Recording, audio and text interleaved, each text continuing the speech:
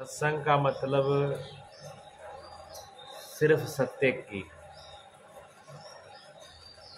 का संग करा देना।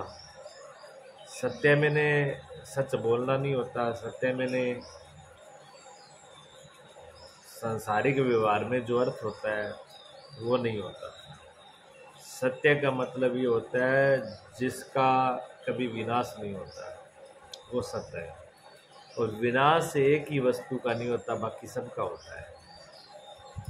जितने भी चीज़ें, चाहे वो मनुष्य हो, चाहे वस्तु हो, चाहे पदार्थ हो, चाहे किसी का भी जीवन हो, यहाँ पर जिनको हमने जन्म माना है, वो जन्म है और मृत्यु के बीच का एक स्वप्न है, जीवन नहीं है। वो जन्म और मृत्यु के बीच का एक स्वप्न है।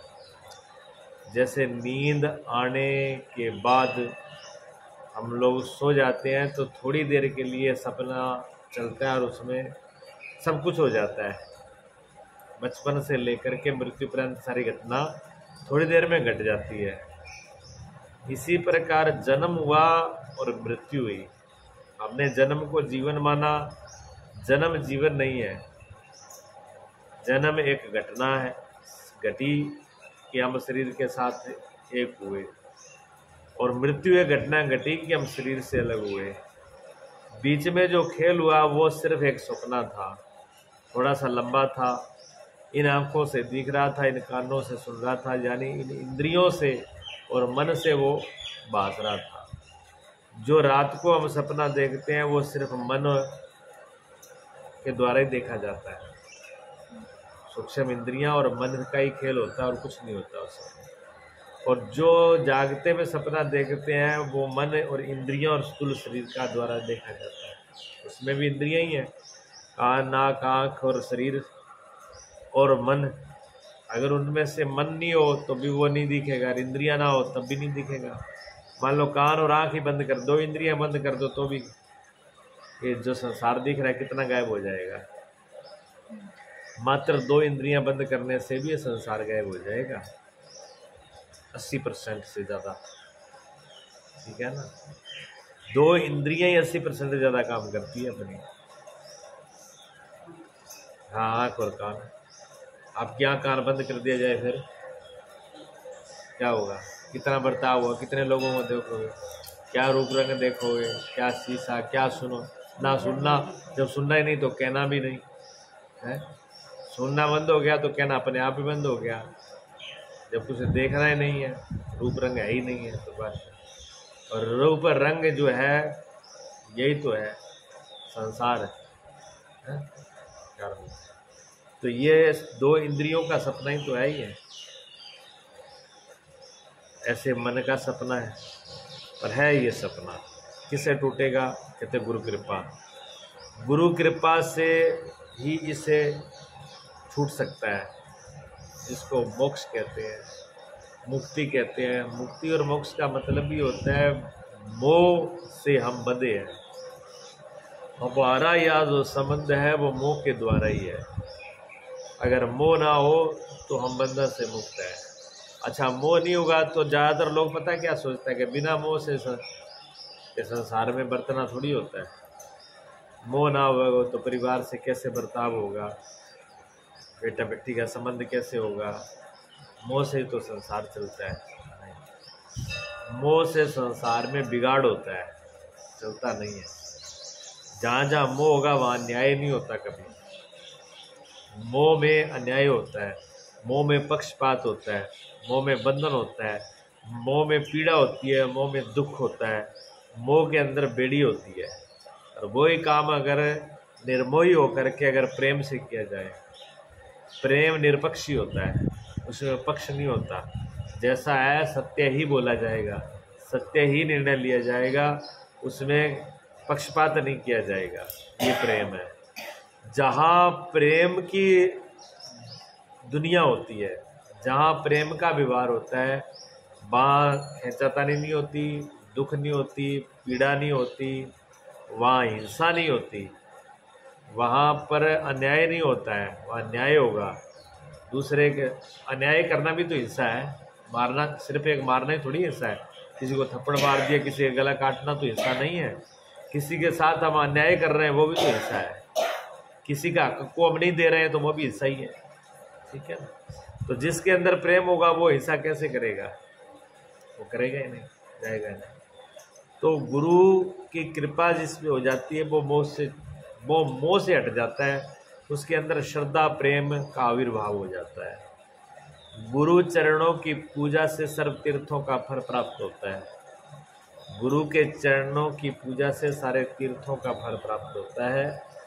कहीं जिसको सदगुरु के चरणों की प्राप्ति हो गई है, जिसको सदगुरु मिल चुके हैं, उसको किसी तीर्थ में जाने की जरूरत नहीं है। ये सत्य है, 101% है। हाँ, 100% ही नहीं, 101% सत्य है। तीर्थों से क्या मिलेगा? पुण्य तो मिलेगा, पुण्य मिल जाएगा तीर्थ में जा करके। नहा लिया तो मन में विश्वास हो गया कि मैं नहा लिया, मेरे पाप कट गए, पर दिखे तो नहीं, दिखा तो नहीं पाप कटा कि नहीं कटा। शरीर जरूर ठंडा हो गया, मन थोड़ा शांत हो गया, इतना हो सकता। और वहाँ भी आप सचेत रहे तो पाप से बच सकते हो सकता है कि आप बेहोशी में आकर के वहाँ कोई न कोई पाप कर दिया हो। तीर्थ घर का पाप कट भी जाए, तीर्थ का पाप बड़ा और बड़ा भारी हो जाता है। तीर्थों में अगर अपराध हो जाए तो वो भारी हो जाता है, और लोग तीर्थों में जाके अपराध करते हैं। गंगा जी में जाकर गंगा को अशुद्ध करते हैं, गंगा के नियमों को भंग करते हैं, गंगा को अपवित्र करते हैं। कोई साबुन लगा रहा है, कोई कुछ भी कर रहा है, कोई गंदगी फैला रहा है, कोई अपने कपड़े ही बाहर डाल के आ रहा है, तो क्या वो शुद्धता करके आ रहा है? तीर्थ जाके तीर्थों में और बदबू फैला के आगे, गंदगी फैला के आगे। भजन सिमरन तीर्थों का वास पहले होता था। लोग तीर्थ में जाते थे क्योंकि संत तो सब जगह संत प्राप्त नहीं होते, सब जगह सदगुरु प्राप्त नहीं होते। तो लोग तीर्थों में जाते थे, किसी न किसी महापुरुष का दर्शन होगा, किसी महापुरुष का संग होगा। जब किसी महापुरुष का संग होगा, दर्शन होगा, तो उनसे सत्संग होगा, यानी सत्य का प्रचार होगा। और वहाँ एकांत, घर से दूर जाएंगे, घर से मोह ममता दूर हो। घर से दूर जाने का मतलब मोह ममता को हटा देना, घर को बुला देना। लेकिन तीर्थ में जा कर के मोह ममता तो बुला ही नहीं। मोबाइल साथ में है, मिनट मिनट में वीडियो कॉल हो रहा है, मिनट मिनट में बात हो रही है, मिनट मिनट में पूछे जा रहे हैं। तीर्थ का क्या मतलब रह गया? तीर्थ में एकांतवास होता था, अब एकांतवास रहा ही नहीं। पहले तो तीर्थों में भीड़ इतनी ज़्यादा होगी, सबसे ज़्यादा भीड़ें फिर तीर्थों में इकट्ठी हो गई, तो एकांतवास खत्म हो गया, कि खत्म हो गई, सारी अशुद्धता आ गई। फिर जा कर के अनेक दोष पैदा करना। तीर्थों के अंदर पहले मेले नहीं लगते थे, दुनिया भर की चीज़ें नहीं होती थी, खाने पीने की और देखने की, सुनने की, खरीदने की, ये चीज़ें नहीं होती थी। तीर्थ बिल्कुल शांत, पूरी सूरी रोटी भी नहीं मिलती थी, अपने घर से लेके जाते लोग दाल, वहीं जाके रुकी सूखी बना करके बैठ के स्नान करते, भजन करते, सत्संग सुनते, चित्त शांत होता, वो तीर्थ होता था। अब तीर्थ नहीं है, आडंबर होने लगे, पिकनिक हो गए, पिकनिक हो गए थे, तो उसमें दोष हो गए। इसलिए सदगुरु की प्राप्ति हो जाए तो आदमी भूल जाए सब चीज़ों को, इधर उधर को। गुरु के चरणों की पूजा करे, उन्हीं के दर्शन करे, अपने चित्त को सब ओर से हटा करके परमात्मा में लगा देना। इसी को भक्ति कहते हैं, इसी को प्रेम कहते हैं, इसी को अनुराग कहते हैं। और चित्त सब प्रकार का समर्थ सदगुरु कृपा कर शीश पर हाथ रख कर निज नाम सुनाया। देवस जीव को उसमें, ये जीव जो है अज्ञान में बेहोश है, अज्ञान की मोह ममता में ये पड़ा हुआ है। लेकिन सदगुरु ही कृपा करते हैं कि आशीर्वाद देते हैं। सदगुरु का सबसे बड़ा आशीर्वाद, सबसे बड़ी कृपा क्या है? लोग कृपा किसको मानते हैं? घर में सब कुछ ठीक हो जाए, भैंस दूध सही देने लग जाए, घर में नौकरी लग जाए, बेटों का शादी हो जाए, घर में धन दौलत आ जाए, ये कृपा नहीं है, ये कृपा थोड़ी है ना।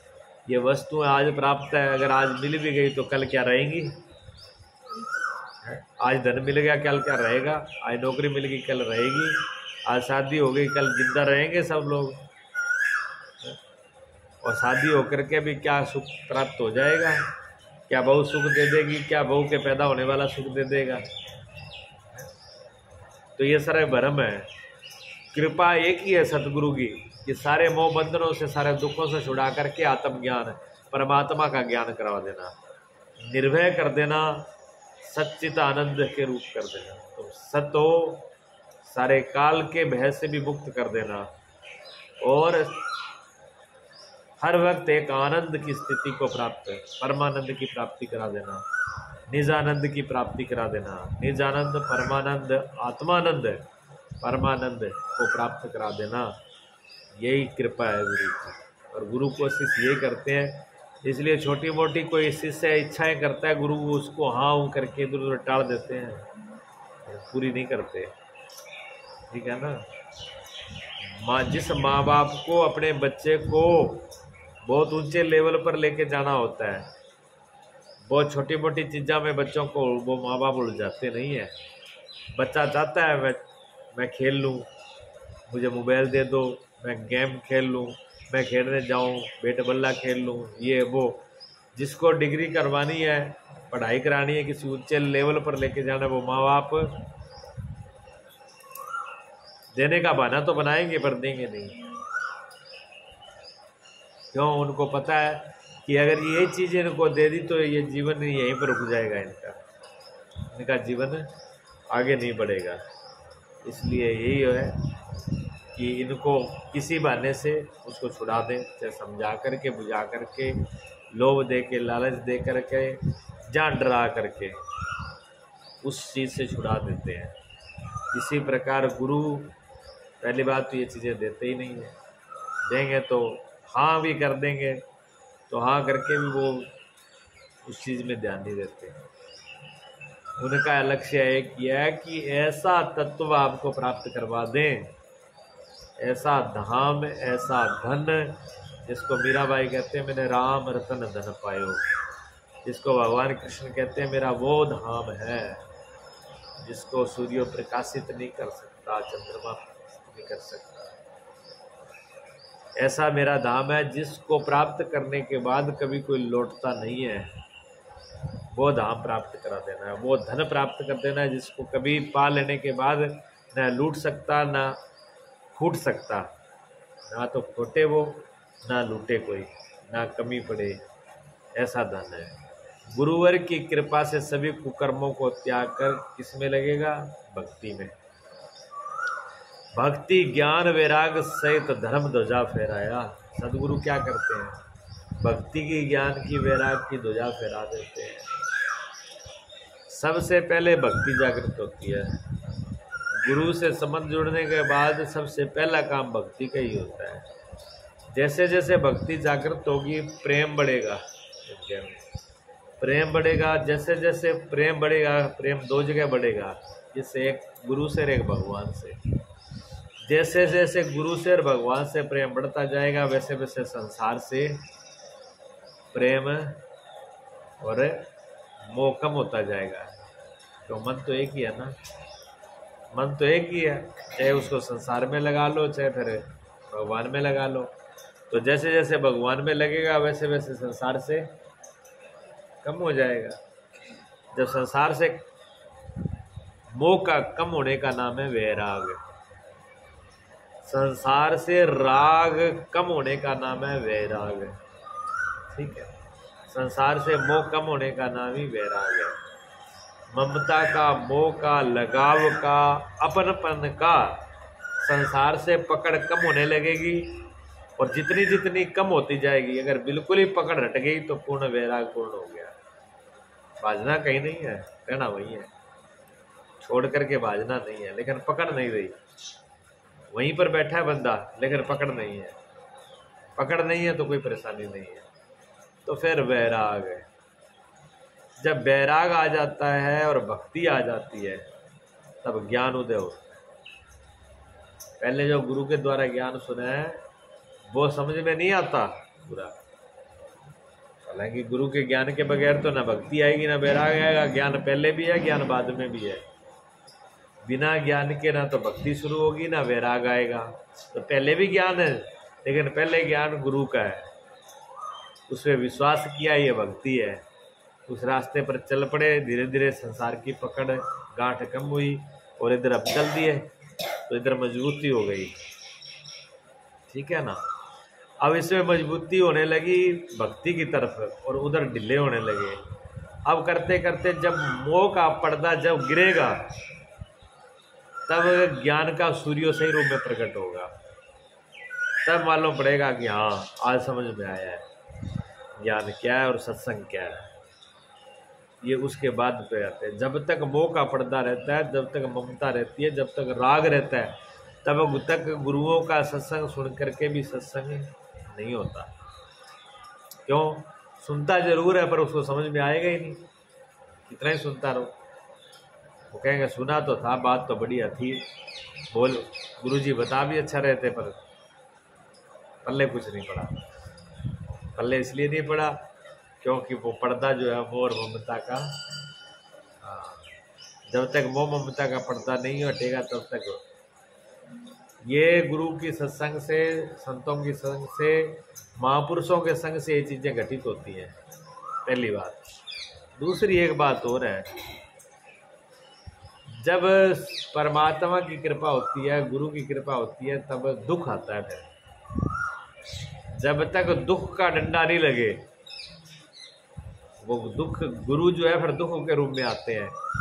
वो जब डंडा लगता है तब संसार से दिखने लगता है। जैसे ज़्यादा पकड़ हुआ नहीं और बैठे डंडो पड़ जाए, फिर वो छूट जाए, मोह माया 1 मिनट में बाज जाए।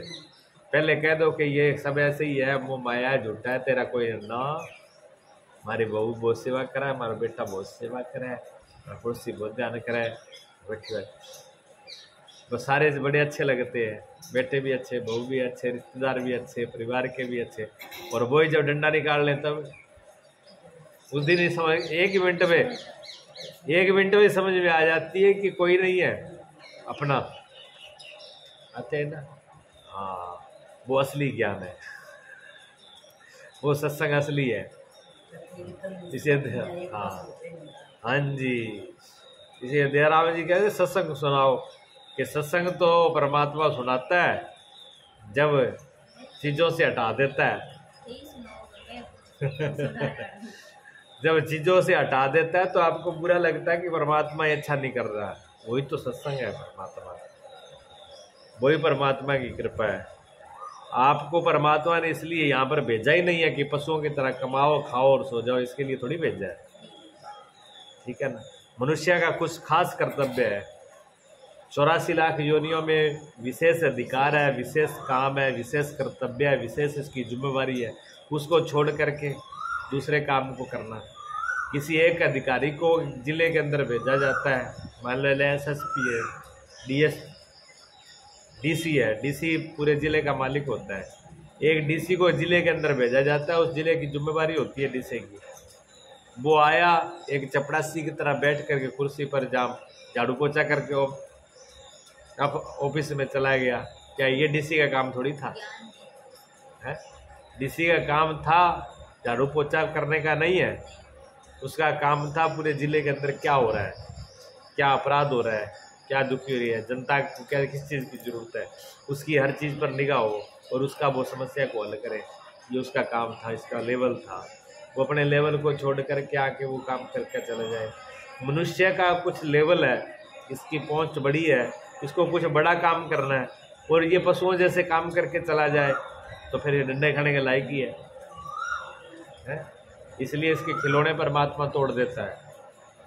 परमात्मा इसके खिलौने तोड़ देता है, ये छाती पीटता है, दुखी होता है, हाय तौबा मचाता है, मैंने किसी का बुरा किया ही नहीं था, मेरा परमात्मा ने ऐसा बुरा क्यों कर दिया, मेरे साथ ऐसा क्यों हो गया, मैंने किसी का बुरा नहीं किया।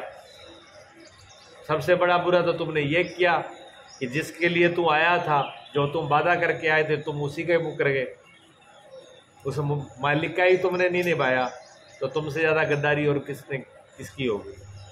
मनुष्य गद्दार है, परमात्मा से वादा जो किया है इसने कि मैं सिर्फ तेरे लिए ही जीऊँगा और तेरे ही नियमों का पालन करूँगा। तूने इस संसार में मुझे प्रेम के लिए, श्रद्धा के लिए, भक्ति के लिए, ज्ञान के लिए, वैराग के लिए, इस जगत को और सुंदर बनाने के लिए भेजा है, तो मैं वही काम करूँगा। लेकिन मैं और गंदा करके विषय और वासनाओं में, भोग में इच्छा में, अपनी मन की इच्छा के पीछे हम दूसरों को खा जाएं, हत्या कर दें, लूट लें, अपने स्वार्थ के पीछे दूसरे के साथ अधर्म कर दें, ये हमको परमात्मा ने नहीं दिया। परमात्मा ने हमको इसलिए नहीं दिया है, ठीक है ना। ये जीवन है, ये जीवन सिर्फ पशुता का है। जो छाती पीट के हाय तौबा करते हैं हम, हमारा ये सही नहीं है, वो सही नहीं है, बिल्कुल सही है। परमात्मा ने कम किया अभी। परमात्मा अगर सही रूप से कृपा करे तो सब कुछ उसका तहस नहस करके छोड़ दे, फिर भी ना समझे तो ये गलती उसकी है। गलती उसकी इसलिए है कि परमात्मा कभी खड़ा होके नहीं समझाता। परमात्मा खड़ा होके ऐसे नहीं समझाता कि तुमने ये गलती करी है और तुमने इसलिए दंड दिया और तुम ये करो, ये परमात्मा कभी नहीं कहता। परमात्मा ज़्यादा कृपा करेगा तो क्या करेगा, किसी संत से मिलाएगा। परमात्मा की विशेष कृपा होगी तो किसी महापुरुष से मिलना होगा, किसी महापुरुष का संग होगा, किसी महापुरुष का संग होगा, तब ये समझ लो कि परमात्मा की विशेष कृपा है, ठीक है ना। हाँ, भविष्य लंका के अंदर ऐसे ही रहते थे जैसे दांतों के अंदर जिब्या। खुद कहा उन्होंने भी मैं लंका में ऐसे रहता हूँ जैसे दांतों के अंदर जिब्या, थोड़ी सी भूल चूक हो जाती है तो जीभ कट जाती है। पूरे राक्षसों के अंदर रहना और भक्ति करना, जहाँ राम के नाम से भी फांसी की सजा है, वहाँ भक्ति करना वो खेल थोड़ी है ना, कहना सौखा है। आपको तो सब छूट है, जैसे राम राम करो, भजन करो, कीर्तन करो, पूजा करो, पाठ करो, कौन रोकने वाला है। जहाँ ये विधान बना हो सरकार का कि आपने अगर पूजा करी, पाठ की, राम का नाम लिया तो सीधी फांसी की सजा हो, फिर करके दिखाओ, फिर लोटा चढ़ाओ शिव जी पर, फिर करो भजन कीर्तन, बैठो फिर मंदिर में आके, पता लग जाए उसका परिणाम क्या होगा। ऐसी के अंदर भी भक्ति की और सोच रहे थे कि मेरा कल्याण कब होगा, मुझे परमात्मा कब मिलेगा। वहाँ संत वेश में जब हनुमान जी मिलते हैं तभी वो कहते हैं भा भरोसा मोहि हनुमंता, बिना हरि कृपा मिले नहीं संता। आज मुझे भरोसा हो गया कि आज मेरे पर परमात्मा ने कृपा कर दी, बिना कृपा के सतगुरु का मिलना तो हो ही नहीं सकता। तो भगवान जिस पे विशेष कृपा करते हैं तब संतों का मिलना होता है, नहीं तो नहीं होगा। संत में और हरि में भेद नहीं है।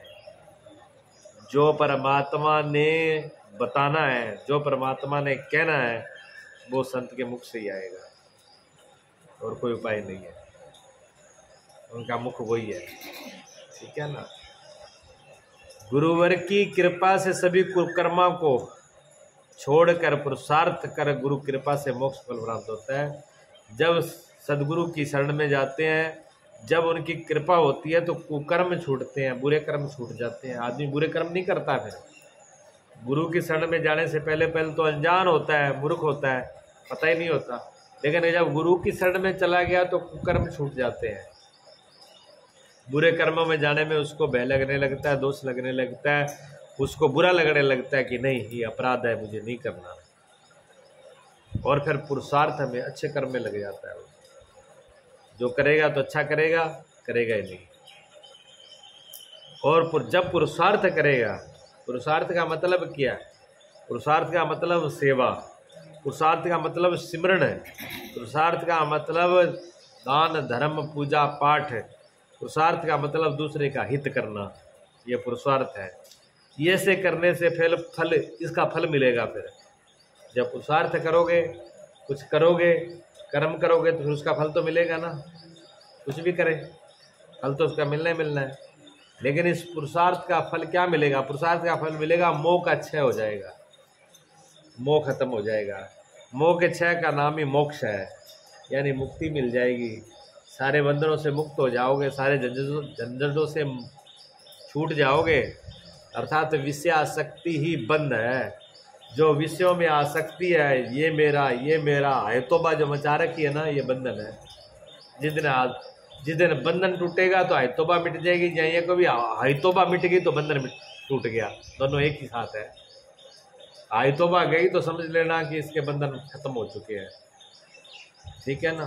और जहाँ ये कहो भी जिसके बंधन खत्म हो चुके हैं उसकी आय तौबा खत्म हो गई, नहीं तो आय तौबा रहेगी, मिटेगी नहीं। बिना भक्ति के, बिना ज्ञान के, बिना गुरु कृपा के ये चीज़ मिटेगी नहीं, चाहे कोई हो, कुछ भी कर ले। आप सोचते हो कि कोई आदमी धन के लिए दुखी है, तो जिनके पास धन है वो सुखी है। कोई सोचता है कि बहू बेटाओं की वजह से दुखी है, तो जिनके पास बहू बेटे नहीं है वो सुखी है। देखा बेटा ही को नहीं, बहुओं को नहीं, तो सुखी हो गया हुआ।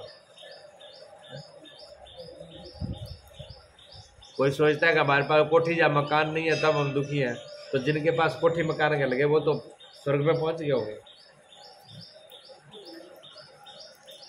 संसार की कोई भी चीज प्राप्त होने से कभी सुखी नहीं हो सकता। सुख का रास्ता क्या है? सुख का एक ही रास्ता है, सतगुरु की कृपा से बंधनों से मुक्त हो जाना, सारे झंझटों से मुक्त हो जाना। झंझट मुक्त कौन किससे होते हैं? ज्ञान से। ज्ञान किससे उत्पन्न होता है? भक्ति और वैराग से।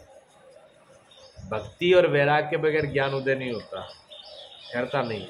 हालांकि ज्ञान कराते तो सदगुरु ही हैं, लेकिन वो बिना भक्ति और बिना वैराग के रुकता नहीं है। सत्संग सुन लिया, सत्संग सुनने से क्या ज्ञान नहीं हुआ? हुआ, ज्ञान हुआ ना। ये क्या सत्य है, क्या सत्य है, ज्ञान हुआ ना, ठीक है। लेकिन रुका क्यों नहीं? गिर जाते क्यों? पर्दा आ जाता है, क्योंकि ना तो भक्ति है ना ही वैराग है। राग तो वही है ना, वहीं जा करके ठेले बैठ लिया। मतलब भैंस को नहा धुआ दो आगे तो तैयार करी, पर छोड़ते कीचड़ में जाके डाली। जैसे ही भैंस को खोला, भैंस को छोड़ा, सीधी कीचड़ में जाके लेट गई और कीचड़ में गिलोटरी खा के आ गई। अब वो भैंस कहे कि मैं तो वैसी रहती हूँ जैसी हूँ, कितना ही नुआ लो। तो नुआने से फायदा क्या हुआ? क्योंकि उसी कीचड़ में चले गए हम। तो जब हमारा राग बना रहता है, जब तक वैराग नहीं आता, और वैराग भी आने में भक्ति, बिना भक्ति के वैराग आता नहीं है। यानी परमात्मा से अनुराग हो जाए तो वैराग अपने आप हो जाए। इसलिए भक्ति पहला काम है, प्रेम करना। पहला काम क्या है? प्रेम। जिसका प्रेम हो गया उसका बंधन से मुक्त हो गया। प्रेम से वैराग, वैराग से ज्ञान, और ज्ञान सब बंधनों से मुक्त करता है। आई समझ? कोई फर्क नहीं।